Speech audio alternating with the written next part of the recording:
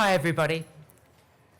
I'm Nicole Gurran, Professor of Urban and Regional Planning here at the University of Sydney and Director of the Henry Halloran Research Trust and the Festival of Urbanism. But before we begin today, I'd like to introduce Uncle Charles Chicka Madden, a very well-respected Gadigal elder and an important artist as well. And we are very privileged to have him here today to do the welcome to country to this event.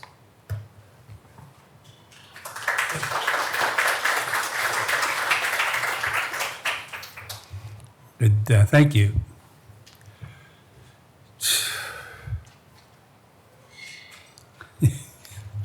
Good evening, folks.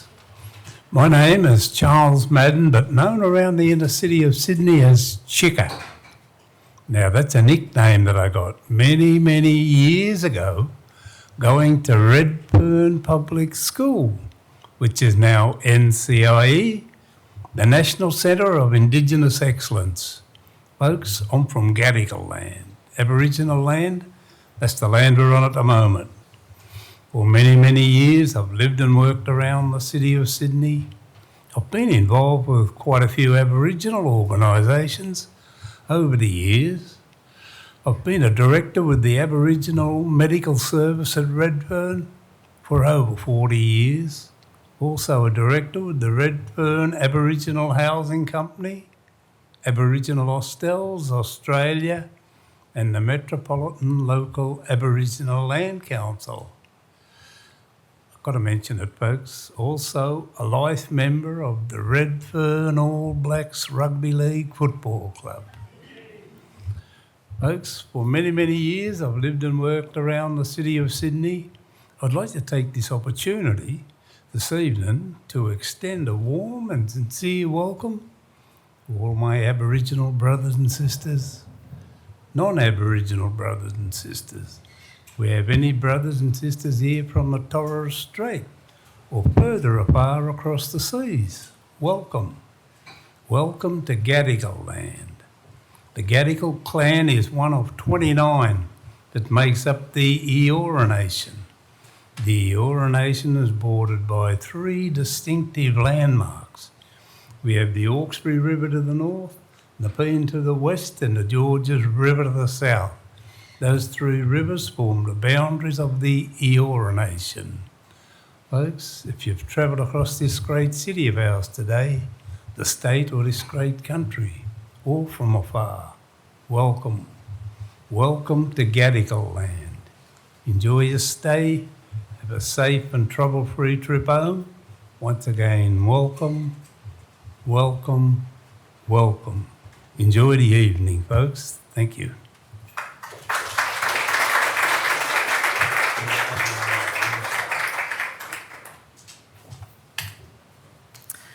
What a warm welcome. Thank you so much, Uncle Chicka. And I too would like to take the opportunity 1 year on from the Voice referendum to recognise that we're here on Aboriginal land, the unceded lands of the Gadigal people in the Eora Nation, as Uncle Chicka has so movingly reminded us. And in paying my respects to elders past, elders present here and also emerging, I think it's all the more important for those of us who are involved in the built environment professions in particular, those of us who have any responsibility at all for planning in country, planning for country, to listen to those voices of our elders and to think about how we can absolutely advance what it means to care on, care with, care for country and community, which of course is the theme of today's event. And before I hand over to the chair of today's event and introduce her, Jess Herder, I just want to say what a thrill it is to kick off this year's Festival of Urbanism once more with an event that gives us the opportunity to listen to our First the First Nations voices, including the speakers that we're going to have today on this very, very important topic. The Festival of Urbanism runs every year. It's wonderful to see many of you here again, and it's also wonderful to see those of you who are here for the first time. We are a cross-disciplinary research centre that was founded about a decade ago at the University of Sydney, dedicated to bringing together the different bodies of knowledge in our university as well as in other universities in dialogue with government, with industry, with community leaders and, wider members of the public through research activities, absolutely, but also through important conversations like the ones we're going to have today and indeed this week. So with that, I'm absolutely delighted to introduce Jess Herder, who's going to chair this afternoon's event. We're going to conclude this at about 4 o'clock, and you'll be very, very welcome to stay for some afternoon tea. And then at 4:15, there's another event that's going to happen in this room, and would love you to stay for that if you've got time. But now to Jess. Jess will be very well known to many of you. She's a Dunghutti woman. She's currently the Group Manager of Country and Community at Thirawiri, an Aboriginal-owned business. She's got tertiary qualifications, more than 20 years. That sounds like a misprint when you see her, but apparently more than 20 years experience working in natural and cultural heritage management and land use planning in New South Wales. She's absolutely passionate about improving nations for First Nations communities and for country. And she's taken on many voluntary roles to achieve that in local but also in professional organisations. Here at the University of Sydney, we are very lucky that Jess has accepted invitations to be on the advisory board of the Henry Halloran Research Trust, and she also holds an adjunct role with the discipline of urbanism here at the University of Sydney. And with that, thank you, Jess.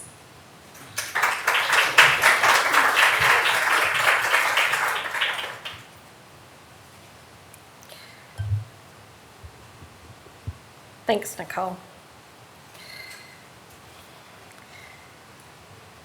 And Uncle's gone. Thank you, Uncle, for the welcome to country. As a Dunghutti woman, I want to acknowledge that we are on Gadigal country today and pay my respects to elders past and present. So today we are talking about country, which is why it's important to acknowledge that we're on Gadigal country.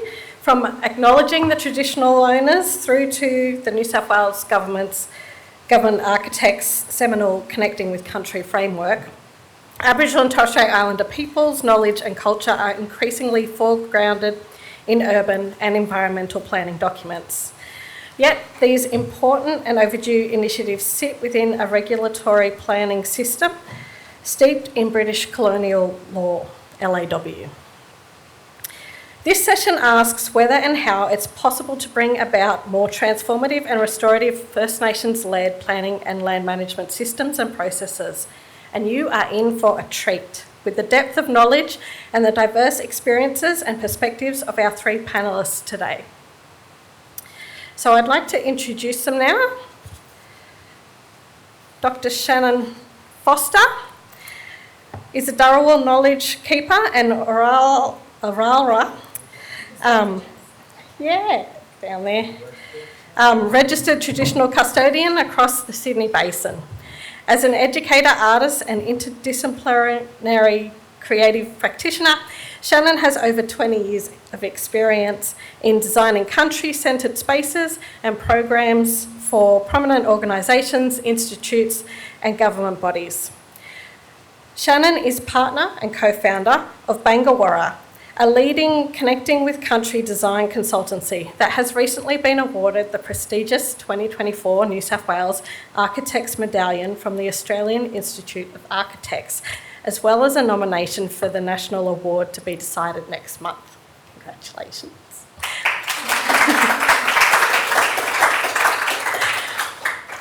Sam Alderton-Johnson is the Managing Director of Impact Policy and an adjunct senior lecturer at University of New South Wales.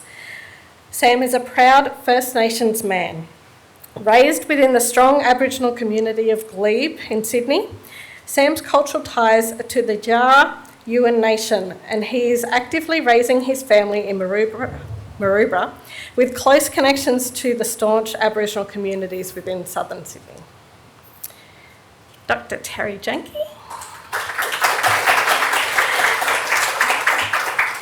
is a Wuthathi, Yadakana, Miriam woman and an international authority on Indigenous cultural and intellectual property, or what I'll abbreviate as ICIP.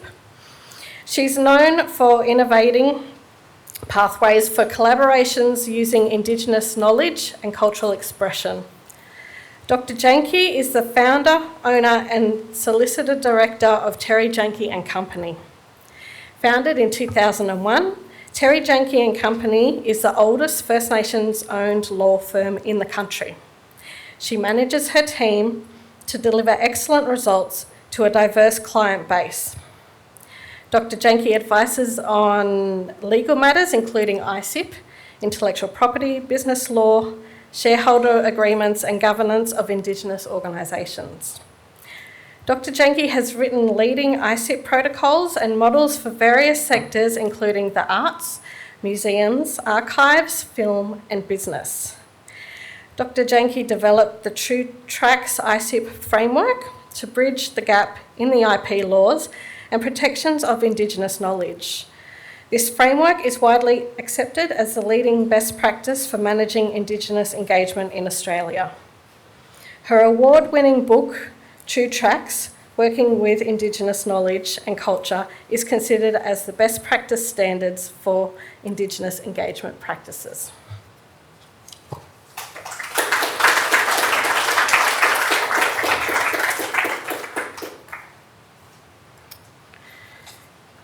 Now, I might come and join you.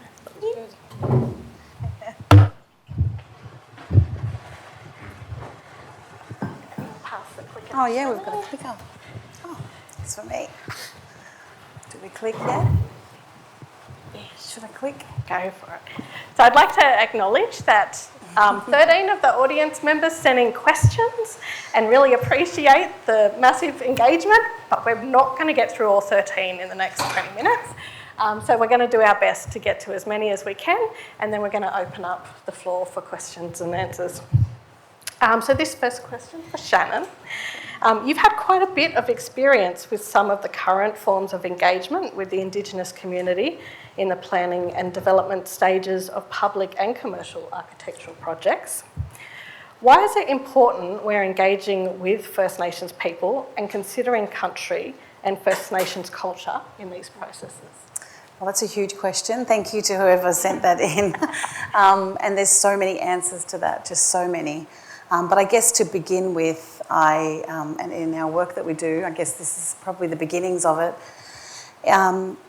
is that everybody in a colonised country, in a colonised space, every single person is robbed of the true stories and nature and histories of the beautiful, extraordinary country that they're all connected to. So I always say that colonisation doesn't just affect Indigenous peoples, it affects everybody. And to bring in Indigenous peoples and country and stories and knowledges into our public domain, into our spaces and into our built forms, opens up the horizon for so many amazing connections, so much, I guess, understanding of stories and culture and knowledge that you could never otherwise be connected to. And I think building it into our spaces is really important. So it can't be erased, it can't be changed after a few years, it's got to be built right in. And the work that we do, we try to squeeze every last opportunity and every moment out of every space that we work on, that we touch. And so to begin with, and I think we're starting to move now and develop these ideas even further, and I think a lot of people are now on board with the idea that country is more than just the land, and that you don't need to go on country and out into the bush to be on country. You are always on country, you're always with country, you are of country. You are an intrinsic part of country, you're not better than it, there's no hierarchy there. You're a part of country, and it's so incredibly important for you, I guess, to be a part of country, but to be advocating for country. This is your mother, this is what keeps you alive, this is what you eat, breathe and drink every day. And so country is more than just the earth, it is the air, it is the waters, it's the rock, it's a living spirit. It's more than just the living things, it's the land formations as well as the elements, it's the air, the rain that has visited us today. And so we do have an article in a placemaking book from a few years back now in 2018. If anybody wants a copy of it, just email me and we can get you a copy. But it begins, this is not a site, it is a songline. You know, that's what we have to remember, is that we're not working on an inanimate piece of land that we put down a piece of concrete and we start what we think from scratch. It's, you know, this has a space, it has a spirit, it has the stories and a knowledge that goes with it that dates back to long before any of us were even thought of. So that's where we need to start. That's really our entry point in working with country.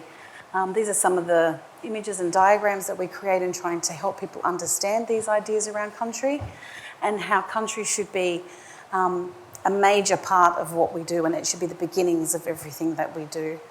I guess people talk about green corridors. Well, we walk in and we talk about grey corridors. We want green and then bits of grey in the built environment. We want things to grow up out of country. And what people don't realise is that when we work with country and stories and knowledges, what we're doing is we're actually laying a foundation for our futures. So this image here behind me is of the Gaimir lily. And we think of ways all the time how we can incorporate, whether it be our plant species or stories, knowledge, whatever it may be, but that it can then inform an ongoing practice with country. So in the Gaimir lily is the most exquisite nectar, but the flower grows so incredibly high that you can't always get to it. So we always make sure that wherever we can, we have Gaimir lilies planted near stairwells or balconies and in spaces where you can get to the flower, so that everyone can try the nectar, because it's extraordinary. It's in its most potent forms, it's a really strong medicine, but it's also a really wonderful, tasty drink and treat to have. So it's an incredibly important part of our culture and our stories here in the Dharawal in Sydney. And so we're always advocating for ways that we can meaningfully engage with country to create habitat, to create spaces that can heal, that can help humans feel connected in what otherwise might be very hard stand, very urban grey spaces. You know, we talk about Barudi Gurad, Barudi Ora, which is healthy country means healthy people and healthy communities.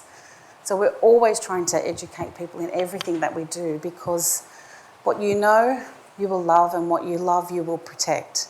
And it's high time that we all started to put the protection of country first. Well after our own needs and after our own agenda, country must come first. There's no doubt about that. And so one of our favourite projects is this project up here at North Head at the Lookouts, and thinking about how there's some amazing stories up there that don't get told, and particularly this southern lookout here. It's a beautiful aspect to sunset. Everybody goes up there every afternoon. It gets quite crowded to watch the sunset. And what people don't know is, obviously, a lot of people know about the bandicoots up there. There's a huge population of bandicoots, which is an incredibly threatened species here in Sydney and extinct in most places. But Baraga is our word for bandicoot, and Baragula is our word for sunset, because sunset is the time of the bandicoot. So you start to see how language and story all interconnects. And so these are the things we want to teach people. And as part of that, we really wanted to have a space where everyone could gather and come together and even perhaps light a fire. And when we began this project, it had just been razed to the ground in the 2019 fires that had gotten out of control. So obviously they weren't going to encourage anybody to have fires up there. We had to do a walk on country via video call, because I was stuck in the Bankstown, Canterbury Bankstown LGA, and we weren't allowed out anywhere. So we're on video call doing all of the work that we'd usually do with country, on country, in country. Anyway, we left space for the fire, and the circle is still there. So if you go to the Baragula lookout, it's the southern lookout, and stand there in that space that we held and we kept for fire and speak, this crazy thing happens with the acoustics, and the acoustics wrap right around the whole space and echo through your body and resonate right through, and your voice speaks back to you. No one else can hear it but you in the middle. And it's, I guess, a testament for if you hold space for country, country will speak back to you. And so we really love that. We didn't mean for that to happen. We're not acoustic specialists. But it did happen, and I think it's an incredible testament to country. And then the northern lookouts, the blades of the balustrades point in such a way that when the wind blows, it makes a whoo sort of sound. And it's up there that we tell the stories and we celebrate Yinningma, which is the cliff tops, which is where we see the lookout for the whales. So it's like Dory speaking whale in Finding Nemo, and the wind will go whoa on the right days. So that's country, where to start and where to finish. So I should hand on to, obviously, Sam, or I'll just talk for hours. Thank you. Thanks, Shannon. And I think you can only really appreciate why the Gymea lily is called a Gymea lily when you see the flower up close at its level. It's beautiful, not just the nectar, but the flower. So beautiful. You mentioned how it's important to start with country. Sam, at Impact Policy, you advocate for and recently presented at the Planning Institute of Australia event on the importance of co-design. Does co-design ensure the First Nations voices are embedded from the beginning of a project and not a last-minute tack-on? Yeah, definitely. Look, just want to acknowledge Dr. Shannon's words there. I think were pretty powerful. And I think one thing that I took away listening that I think a lot of people in the audience can probably hear as well is that we're all connected to country. As blackfellas, we have a custodianship and responsibility for the country that we descend from. But everyone in this room has a connection to country and place. And I think that's really important to recognise and remember, and something that you touched on as well. And I see, country is so centric to what we're talking about today. And one of the biggest challenges that we see when talking about this concept for many for many professionals, but particularly our non-Aboriginal allies, is a lack of understanding of their own connection to country and place. So we spend a lot of time with professionals, for example, talking about the protocols that we have commenced today's proceedings. You know, we've had a welcome to country, we've had an acknowledgement of country, and many people struggle to deliver an acknowledgement of country. And we did some research and work in that sort of space and found that really it wasn't that people didn't have a lack of access to knowledge about how to do that. A 30-second Google search will, give you a script and put you on your way. But there was this paralysis about not wanting to be tokenistic, wanting to really become authentic. So when we sat with that and we thought deeply about that, what we found was many people couldn't actually answer 3 questions. What's the Aboriginal nation or country that you were born on? What's the name of the Aboriginal nation that you grew up on as a young person? And where do you now live and raise your family as an adult? And we found a direct correlation between people that couldn't answer those questions, that felt a uncertainty and a sort of analysis paralysis about confidently engaging with that protocol, and those that could. So coming off the back of just that point I wanted to take away before I even start talking about co-design, I just want to, leave an offering for anybody here that maybe can't answer those questions yet, to take some time after here and sit with them and start to think about them, because the essence of this protocol of acknowledging country is about connection. That's really the essence of the protocol. It's about connection to country and place. So if you don't understand your own connection to country and place, we believe you'll never really feel authentic. You'll never really feel confident to step into that space to deliver an acknowledgement really wholeheartedly and confidently. If you really can step into a space and say, my name is James and I was born on a Wabakal country and it's so great to sit here and, I want to pay respects to where we're on today. Straight away as blackfellas and other people in the room, you understand that this person understands the essence of the protocol and why we are here today as well. So I digress quite a lot, but I wanted to pick up on that point that you made because I thought it was a really great option. So co-design, week before last, we were at the PIA conference, the state conference down in Ondarawal in Wollongong, and we talked a lot about co-design. So we do a lot of work in the co-design world, and as blackfellas, that was because before we left the public sector, co-design was a very dirty word. Everything was co-designed, and we'd feel very frustrated that we'd often see a lack of consistency in terms of methods around what meaningful co-design meant for our communities, not just specific for our communities as blackfellas, but all communities when we're talking about design and place as well. So, I mean, that's just the general definition, but what I want to spend time talking about is where I think a lot of us get stuck as designers, whether we're in planning, whether we're in service design, whether we're in spatial design, whatever it is we tend to go to we start co-design here. So that this is like a general sort of stage of, the co-design journey. And our experience is that most people just start co-design. We make a decision to co-design. And our experience is that you co-design is a journey that we get to together. It's a journey that we get to as a result of really strong and meaningful relationships, connections, and shared power on that journey as well. So what we talk about at Impact Policy is we think about co-design in 2 phases. And that first phase is really about being in the grey. And I have to credit K.A. McKercher.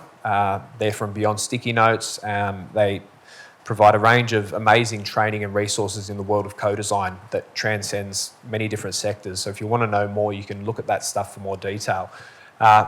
But this concept of being in the grey particularly is really relevant for our communities. As Aboriginal communities, we specifically work in the public sector, and so you can imagine the challenges in terms of relationships and engagements with our communities for so long. Often our communities are over-consultated and under-resourced. Often there's a real challenge in terms of sharing of power and decision-making and how that impacts meaningful participation. So what we really try and champion, and we recognise that it's hard because there's a breadth and a depth to co-design, and that is dependent in the planning, policy and design world on timelines, DA approvals, budgets, team members and scope. Like we get that there's a breadth and depth to how we can do this. But what we really try and champion is that if you can invest in this first phase before you even start to talk to co-design with our communities, then that's when you get really significant impact when we start thinking about the future of design alongside Aboriginal communities. You've heard about the depth of strength and knowledge that exists in country and alongside our communities, but to meaningfully work alongside our communities and to be able to do that sort of work, there needs to be a significant investment in terms of building relationships, trust, and sharing power in that engagement world as well. So, so we talk about, this sort of world before we even start to be designing as being in the grey and navigating that sort of stuff together. And then, again, the most really powerful sort of representation for us as co-design is speaking back to our people. So we don't just, co-design doesn't look like spending 1 or 2 workshops with a community and taking something away and asserting that we've designed that together. It's giving power and voice back to our communities that have come on that journey with us and taking that back to our communities and go, are we hearing you correctly? Is this what you've told us, is going to inform where we go to from here? I'll use a really abstract example, and it's not specific to planning and policy, but we're co-designing an evaluation methodology for a alternative court. So there's an alternative court that exists in Sydney, and it's a trial court. It's for Aboriginal people that have been caught up in the criminal justice system, and it was really important for us to centre the voices of people with lived experience in terms of designing how an evaluation should capture how that has worked and impacted, the very people that it's designed to affect.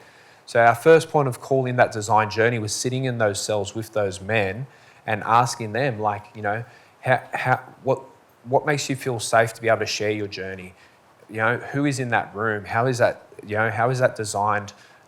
Is it one-on-one? Is it in a group? Some people are like, yeah, that's great in a group. Other people are like, nah, that's a shame because I am starting to understand the reasons why I'm here are actually things I don't want to talk about in front of people. So we actually have the very people that are going to be impacted by what we're building together informing what we're designing.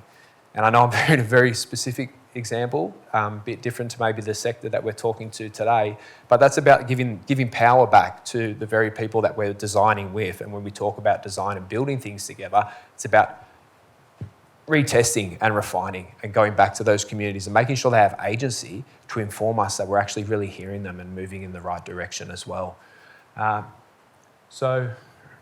Conscious of time.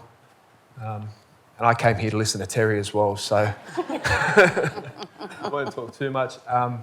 Again, this just really reinforces some of the stuff that I talked to as well. Many of you might be across it. It's about being, creative and participatory. I came across this quote this morning and I scribbled it down because I thought it really resonated with the themes of today. And it says that we never step into the same river twice, for both we and the river are in a constant state of change. And I thought that that was really powerful because for me that felt like exactly how we think about this work and we think about design and we think about our communities. You'll hear about Terry's amazing work and the frameworks that she has. We've heard about Dr. Shannon's work as well, and they provide us this lens for how we approach this work. But we have to recognise that there's so much power and wisdom and strength in our communities, but our communities are constantly like a river. There's a constant system of change and flow from community to community, and how that's sort of moving and transgressing as well. So, I wanted to leave that there as a way to sort of wrap up that co-design conversation and think about where to from here.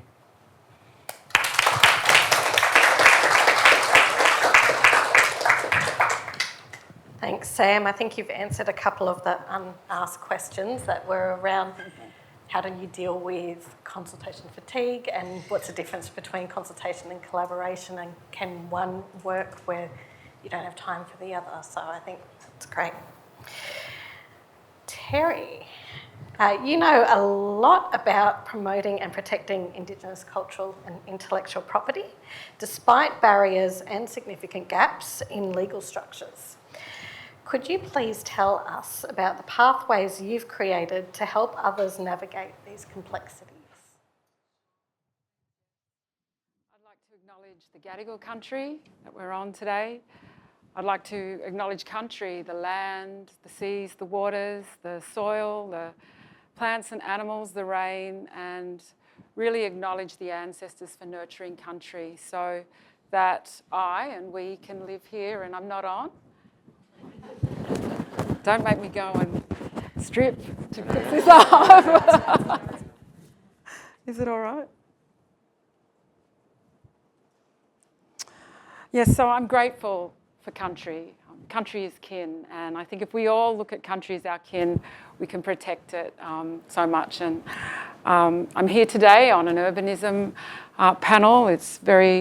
I'm really grateful to be here with these designers. When I looked it up, I saw that urbanism is the study of how people interact with towns and cities and places and streets and all of that, and how designers are now moving in their work to respond to climate change, sustainability, inclusion, and all of this is what designers and planners think about. Now, who here is a designer and a planner? That's cool. Any lawyers in the room? That's good. That means I can say whatever I want and no one will challenge me. But I'm an intellectual property lawyer, an Indigenous cultural and intellectual property lawyer. So when I think about this work, and how I was brought into it, it was around the storytelling aspect. When we're talking about integrating Indigenous people's values and perspectives into the built environment, into our spaces, we're talking about First Nations people's stories, whether it's stories from ancient practices or handed down through the generations. It might be new stories, lived experiences, people's stolen generations, people going to homes is new, or important marches that happened in city streets are all part of the stories of First Nations people. So now I can be heard. It's cool. And that's what I call Indigenous cultural and intellectual property. So my work has been to look at what that is when you're integrating Indigenous people's knowledge into your design practices. You're interacting with a knowledge system which is over 65,000 years old. It is from place or country. It is about a living culture that's handed down through the generations. And as Sam said, and also Shannon, there's a responsibility to look after that country. It's actually a role and responsibility that we have. So people can be guarded about how they share that. There are obligations to not demean it or make it seem overused. And it is living, so we as Indigenous people interact with it and nurture it. And it is something that is fundamental to our identity. So it includes a whole lot of things, and in this map that I'm showing, it's in a big circle to show that the way First Nations people view knowledge is very interrelated. So if you think about, maybe people know Aboriginal art as something that might be easily adaptable into the design aesthetic. That is stories of country. People are painting stories of their belonging. People are sharing song lines, stories of country. You will also have things like documentation of Indigenous people. The films, the sound recordings, the maps that have been built on Indigenous people's knowledge, we see that as our Indigenous cultural and intellectual property. Things like knowledge of seasons, of place, of the medicinal properties of plants, the habits of animals. You were mentioning the bandicoots. That's all knowledge. People see that as their connection. It's part of our totemic species, a lot of these things. Cultural property is there. We're seeing things like, in this museum, the shields, the dilly bags and all of that are cultural property, and the places, the sites, not just sacred sites. People might understand there might be men's sites or women's sites. Basically, all places in our urban environments are Aboriginal or Torres Strait Islander environments. So their importance is really crucial to think about. What is the deep histories of these places? Indigenous ancestral remains is in this group of rights as well, and repatriation, a big issue for people. I know it comes up a lot when there's excavation and planning, but we also think about it as DNA as well.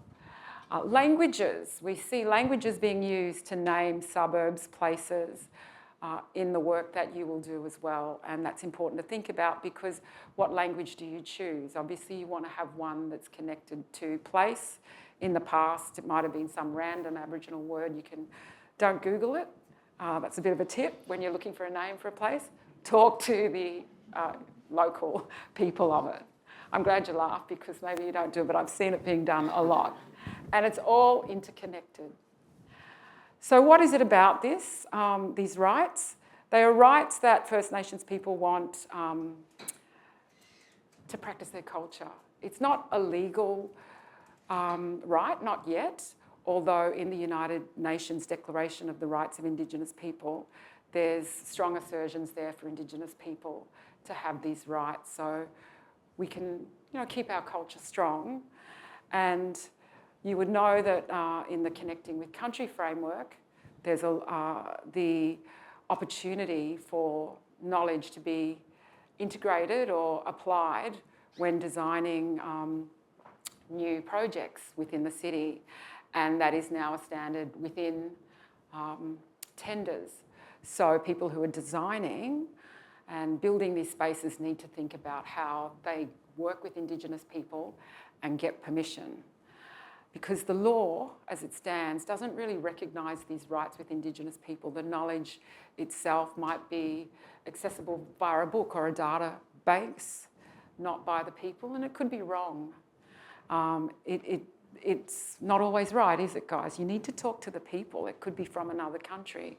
And is it proper that you're using it this way? You've got to think about all these things. So it involves engaging with people. And with that, the work that I did went to look at what rights do people have. It's not just a Western intellectual property framework where you can look at what's in the public domain that has no copyright to it, and then you can, take the design knowledge, because most of the Indigenous knowledge will be in the public domain. But for us, Indigenous people, it belongs to country. You have to connect with the people. That's the key, because we speak for country, and you've got to find the right people to speak for country. So I got into this, I think, my background, I was working for artists mostly, and one of them started to get involved in design of public places and public art, and they would be given these big contracts that basically took all their rights to all the copyright.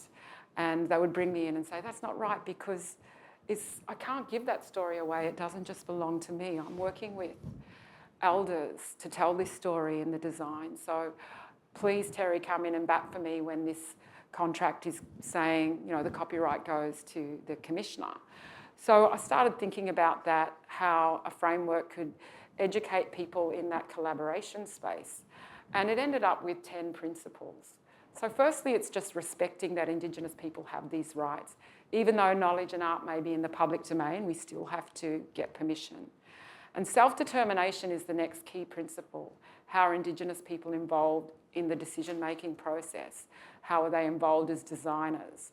How are we giving voice to them? 3 is consent and consultation. So we're thinking here around who do we speak to? Fundamentally, that could be, a number of people that could speak to. So you've got to think, how do I involve them? What do I say to them? Am I giving them enough information and enough time to make a decision of whether or not their knowledge can be integrated in this design practice? And then consultation is making sure you've spoken to the right people. And these days, this process will get you to think about how do you document that knowledge, a consent. An email is probably not good enough, or an oral sort of nod. People are having agreements these days. Number 4 is interpretation. Our voice is our way. We hear the tagline, it's for us to, and we're great to have some great Indigenous designers working in this space. But we're seeing a lot more people like artists and elders and knowledge holders being involved now. It's a much greater scope of the type of expert that gets involved. 5, cultural integrity speaks for itself, making sure the context is clear and being true to the reverence of the cultural and intellectual property. 6, secrecy and privacy. If there's anything that shouldn't be disclosed, make sure it's not, and that includes the privacy of individuals. 7, attribution, and not just attributing or crediting individuals, but might be organisations or the groups that provided the knowledge. Benefit sharing. I think it is here where we think about monetary and non-monetary. People should be paid for their time, for their stories. Licensing of their intellectual property is occurring these days, and we also think about the non-monetary benefits in having mutual, goals, sharing skills, capacity building. I'm up to 9, maintaining Indigenous cultures. Here we think of the long-term opportunities, that we don't impact culture and take away the right of those people to speak for that country, that we're remaining to keep that link. And we might be able to contribute to projects like Keeping Places, or our work involves an opportunity for revitalisation of culture. And that could be anything from strengthening language to cultural farm management or people speaking for country again. And lastly is recognition and protection. And this is where if you're interacting with knowledge and you know that there's the shortfalls and the gaps in protection, then you become an advocate for it. You might have notices, protocols in your workplace, how that you can then inspire other people to recognise these rights, to also walk the true tracks in the way that you did, to enable that knowledge to be protected and respected, and part of the continuing culture of the Indigenous people who gratefully give us the gift of sharing that knowledge. That's it. I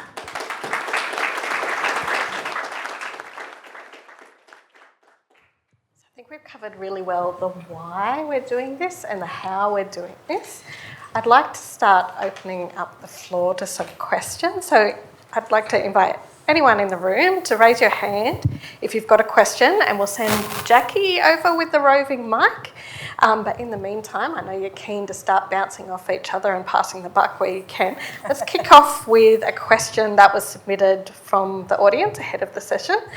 And this one is by Jamila. What can non-Indigenous built environment professionals do to support regulatory and governance change? Who wants to kick off? I'll have a crack.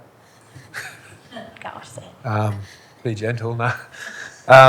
Thanks for the question. I think in terms of regulatory and governance change, from a sort of planning or design perspective, I think one of the biggest challenges that we sort of see when we think about the future of design and public spaces, particularly in Sydney, you know we're in I think representation is a challenge across the board, not just for blackfellas, but for all of our community across Sydney and New South Wales.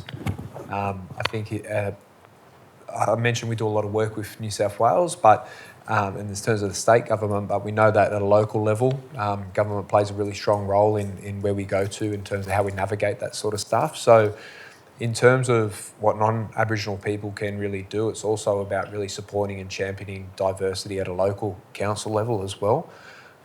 We can see that, you know, gender parity is increasing, but it's not on par to where we probably want it to be. If you look at the representation of Aboriginal councillors, for example, it actually looks pretty good in terms of our people per capita. But if you zoom out, what you'll see is a very heavy representation of that is west and in the country.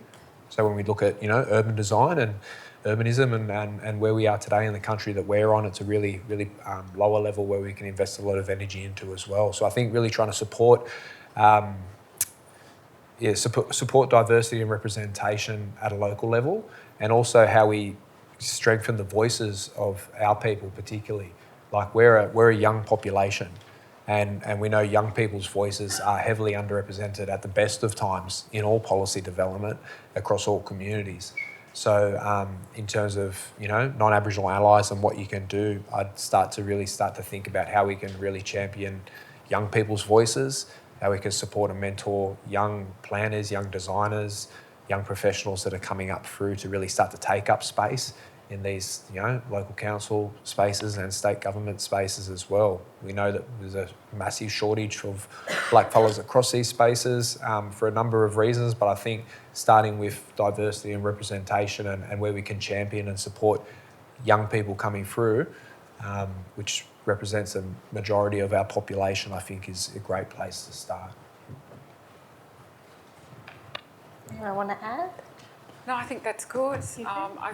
What you could do as a non-Indigenous person working in this space is, we'll have a look at the true tracks, but it's all about how you approach your work. And I think there's a lot of good collaborations that are happening that you know, you can build on, and engaging with First Nations design practices like Shannon's and with Sam's is a good way to do it. But I also think one of the fundamentals I think I get people to think about before they start this project is to think about their own viewpoint and why they're doing this, and what is it that they are bringing to this space. So have you thought about, you know, if this is about building relationships with First Nations people and you, it may be, you know, holding this knowledge. Have you got the cultural competency to do this? Do you or your team what are you doing? And I'm not talking just about like a tick the box sort of cultural competency course. Go in depth. What training have you done to get to cultural excellence? Are you really ready to do this? It takes a lot. There's a lot of commitment because you want to do it meaningfully. I don't want you to be scared not to do it, because, you know, we need you to collaborate, but it's just something to make sure that you've got that readiness to go with the commitment. And then if you are, because, you know, it takes time and relationships, and, you know, if you're building something like a public space, that could be there for, you know, 100 years and stuff like that. So are you thinking about how this project might be fitting in with, you know, what you've done, your family, your community, with the First Nations community? And I think that sort of gives people an indication of what the First Nations designers think about when they're embarking on projects, because we're always thinking around these lines, and I challenge you to think like that too when you're embarking on these projects. I think if everybody keeps an open mind to and keeps an open space and connects to as many people as you feel like you can, and as many knowledges. It's never just one people, one place, one body of knowledge or culture. There are so many different people to connect to with so many different layers of story and knowledge. So really diversify your options, and really get out there and reach out to a lot of different people. Try not to just sort of box in your ideas and your thoughts into one sort of body of knowledge. I would really recommend that you get out there and just keep your eyes open and network in places and spaces like this and see who you find and see what you discover, because there's a huge array and a huge range of people to connect with. So really, keep your eyes open and your ears to the ground and see what's out there that sits with you and works with what you're doing. So, Did we have any questions from the floor? they're very quiet. Can I just say one thing on the governance thing? Sure. Well, another question is coming in, and I think it comes off the back of what Terry and Shannon said. Like, Terry talked a lot about ICIP. Yep. And one thing that I think I've noticed working with our communities, particularly for non-Aboriginal practitioners, is there's this assumption that all our communities can assert their ICIP, in the sense that they can, but there's often an assumption that communities and stakeholders they're working with have the capacity to. And I say that when I say that in the terms of talking about resources to be able to fully participate, have a voice, and have representation and support to navigate those conversations around their inherent ICIP rights. Shannon talked about the diversity of, from community to community and all that sort of stuff. And so when we talk about governance and you're working on different country, it's important to really start with country and then really make sure that there is an existing level of community governance that speaks for the work that you're doing there as well. And that you're not just, because in my experience, I've worked with communities that have a really strong level of community governance and ability to come to the table and negotiate with designers and practitioners to be able to do that. And other communities that, for whatever reason, don't have the resources to be able to do that as well as others. And I think it's really important to remember and recognise that when taking a really local, place-based and country-centred approach to how we think about this work. Thanks, Sam.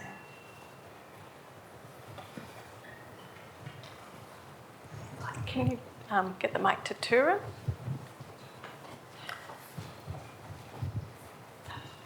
Thank you very much to the wonderful speakers. My name is Turan Alzadeh. I'm an associate professor of urbanism here at the University of Sydney. Our built environment programs, all the way from architecture to urban design and urban planning, have a very difficult time enrolling First Nation students. And as Sam was speaking about the importance of representation, that makes me very worried. I'm very grateful to see Jess here because she is an alumni that we are very proud of. But I think she agrees with me when I say that she was the exception.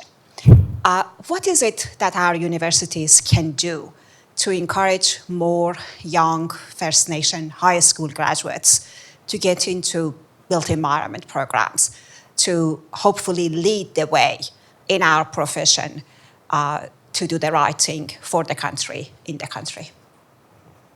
I think it's a small world out there and news travels fast. So we need to look at what are people hearing, seeing and feeling and experiencing within the schools that students have the options to go to. And so have a look at what other schools are doing and how are they, first of all, bringing students in, how are they retaining the students, what's the culture of the place, is it culturally safe for students? There's a lot of, there's a lot of things that go on in spaces that aren't built and made for us as Aboriginal people, and there may be things that you may not even be aware of that are actually incredibly culturally unsafe for Aboriginal students and Torres Strait Islander students to be a part of. And so I guess really interrogating those spaces and really interrogating the programs and the space that's held for Aboriginal and Torres Strait Islander students. It's a complicated area, it really is. But making sure that you're providing, the best possible circumstances and situations for them, because that would be like the number one thing that we are looking for our children, but also for our children also, we're much more savvy now in understanding what's available, what we can and can't participate in, what we do and don't want to participate in. And so really weighing up all those options and seeing what is the best option across the board. And it's complicated, you know, we live in a really small world now with, you know, online, social media, news travels fast. If something's going down somewhere, everybody finds out about it. The Bush Telegraph is incredibly powerful way of finding things out. So that's a really complicated space. But I think there are definitely ways forward, and there's ways that you can reach the students and the people to understand, you know, the exciting roles and the possibilities that can be a part of this industry and can be part of the programs that you're offering. You know, I did visual arts. I'm actually an alumni of Sydney Uni also, not through visual arts, but through my postgraduate in education.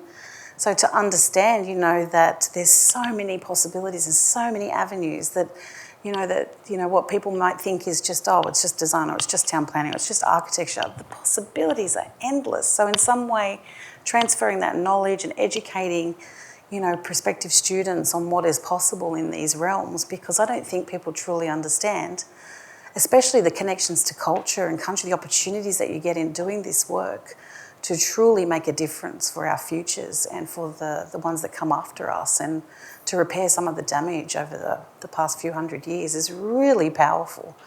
And I think our young ones need to see that and hear that. So whatever you can do, and some of the best ways of doing that is, you know, using other Aboriginal people to do that, because, you know, we're storytellers, that's what we do.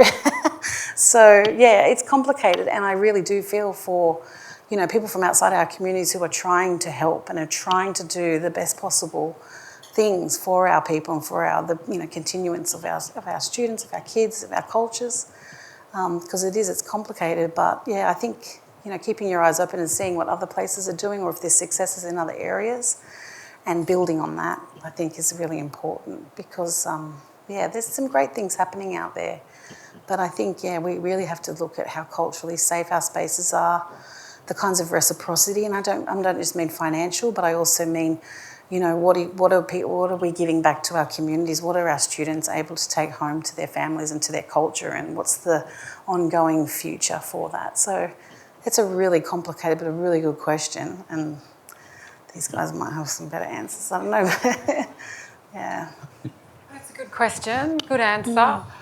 I think it's about explaining how a person from, you know, that has that knowledge can interact with the school, but also the profession. And I see it, you know, I come from a law background, and when I went to law school, all black lawyers were supposed to go and work in, you know, criminal law or land rights at the time. No one saw a space for intellectual property. It wasn't relevant. Aboriginal people didn't have any property or intellectual property, but we have lots of it now, and, you know, working in that area. So how can we get the people that are going to trailblaze in this area, the champions, do they know it? So it could be having some sort of workshops that focus on designing with country and translating the First Nations knowledge to your disciplines. There must be, you know, the ways that you do it that can help that. There might be ways of, you know, having special scholarships to really give people, you know, place them within a big, whether it could be with government or it could be with one of these companies that are, you know, doing this at the coalface, or, you know, a group of architects or urban designers, so that they could get that experience to know what that means. And that way they're feeling that they have a place. But you would also have to think about how your school is ready for these First Nations people. As I said, cultural competency, you need to think about all of that. What are you doing? What are you teaching in your courses that, you know, can make people feel connected to the subject in class? And the university is using the True Tracks protocols to embed across the university at the moment, so that could be another thing that will change the way people feel that they can connect with the faculty. But I think it's just with bringing, that opportunity for knowledge holders and people that have grown up with that knowledge expertise to understand what is the offering in this, you know, discipline, but also how can you enable them to interact and really, I guess, indigenise the curriculum, and by indigenising the curriculum, indigenising the whole space. Very quickly. Yeah. My daughter's in year 12 at the moment. She's trying to get into, I think it's design and all that sort of stuff. So if you can give her a spot, that'd be great.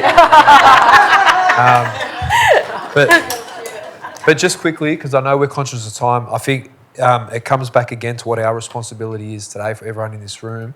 Like, we've talked about the power and the strength of blackfellas and the knowledge in the future of this sort of space and how we think about this sort of work. But if you read your newspapers, if you watch mainstream media, you'll see a consistent deficits discourse around the experience of Aboriginal people in this country, and that feeds into our young people growing up that do have aspirations to study, only thinking about wanting to have an impact in criminal justice or social work, or to work in medicine, to address the health factors that impact their families. All noble and needed sort of professions, but it comes back to even what you were saying too, Shannon, about we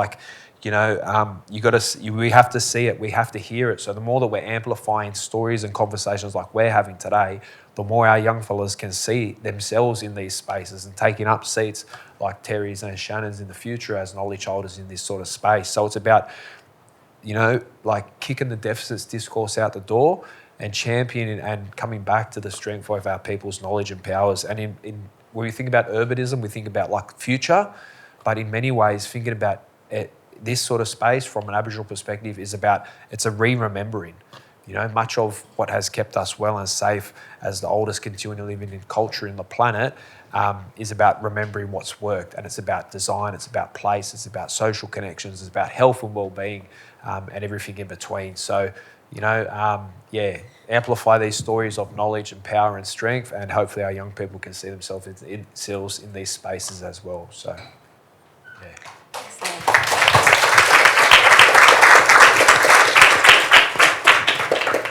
Well, I'd like to thank you, our audience, for listening to this deadly panel today.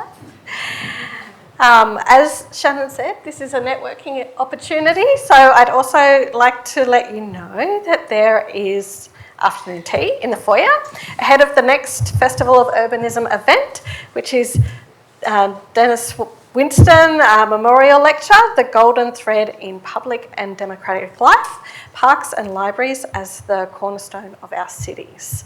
And thank you. Tomorrow night. 1 year at 4:15. Sorry, yep.